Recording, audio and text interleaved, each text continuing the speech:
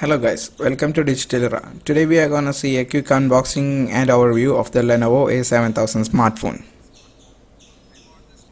Okay, now before we unbox the device, let's take a quick look at the back of the cover. Here we have mentioned the quick specifications. You can have a look at that. The SAR rating is 1.466 for the head and 1.114 for the body, which is quite high. So let's get to the unboxing. First of all, you have the Lenovo A7000, the device itself at the top,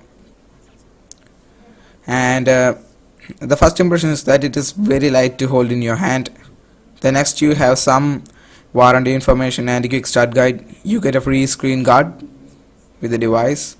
It also has a micro USB to USB port, a cheap quality really plasticky earphones that are not in-ear styled. You have a battery charger also, which is a 5V 1.5 ampere charger. Now let's take a look at the device itself.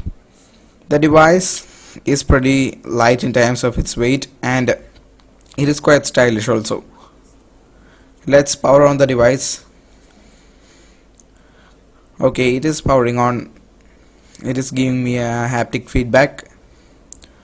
By the time it boots up, let me give you a quick overview. On the right side of the device, you have the volume keys and the power button, and on the left side of the device you don't have anything. At the back you have an 8 megapixel rear facing camera, dual LED flash, Lenovo branding, the speaker grill, and the secondary mic for noise cancellation. At the bottom of the device you have the primary microphone for noise cancellation, and on the front of the device you can see we have the speaker grill and a 5 megapixel front facing camera, which is really good, and also an LED notification light right next to the 5 megapixel camera, which is not lighting up right now. On the top of the device you have a 3.5mm audio jack and a micro USB port for charging and data syncing. Now the screen that Lenovo has used on the Lenovo A7000 is really good. It has very crisp and has nice level of brightness. Now it is a 5.5 inch 1280 by 720p HD display, which is really good and reproduces some great colors. On the bottom you have 3 capacitive touch buttons, home, back, and multitasking, which are not backlit but very responsive. Now hidden beneath the back cover is a 2900 mAh battery, which is massive in its size.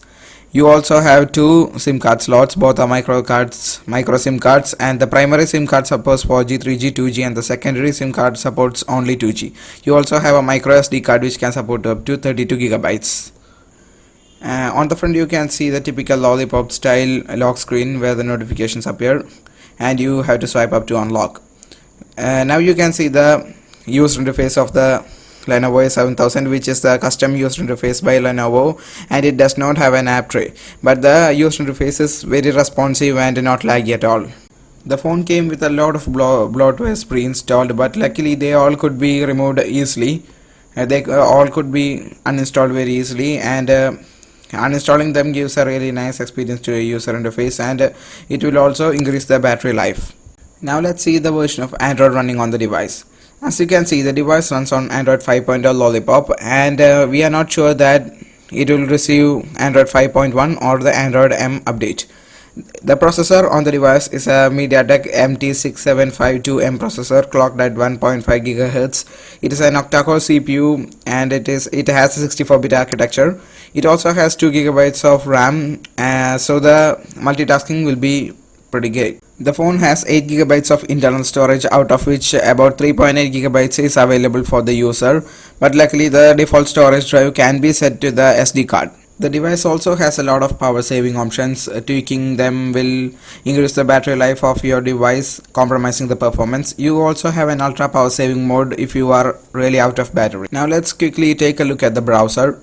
I am going to open the Google Chrome, and I am going to load the full web page version of theverge.com, which is a pretty heavy site, but this device easily handles the site, and the pinch to zoom, everything is really smooth, and the scrolling is also good. The loading speeds are also pretty nice. The device does not have any screen protection. It would be a really nice idea to use the screen guard provided by the company. Now let's just take a look at the dialer. The dialer is very minimalistic and pleasing to the eyes. It is also pretty responsive, as you can see. Let's also take a quick look at the messaging application. This is the messaging application, and the keyboard is a stock Android keyboard, and they have not changed it very much. They haven't even provided the number keys on the top. Now let's take a quick look at the camera. The rear facing camera is an 8 megapixel autofocus camera with dual LED flash. As you can see, this is the user interface. You do have tap to focus. This is the shutter button, and the interface is very minimalistic overall. And let's just take a picture of my watch to see how the performance is. In nice lighting conditions, the device tends to perform very well, but it does struggle in focusing the subject if it is too close. So this will be not very good for taking macro shots. The shutter speed is okay, and in nice lighting condition, the images reproduced by the camera has acceptable amounts of detail in it, as you can see here. The device does support compass, and it also comes preloaded with the compass application, and it works pretty well. There are also some pre-installed games in the device, but for some games like the Asphalt 8, you have to download the extra data from the internet. The best thing about this device is its display quality. This is the best display available in its price range.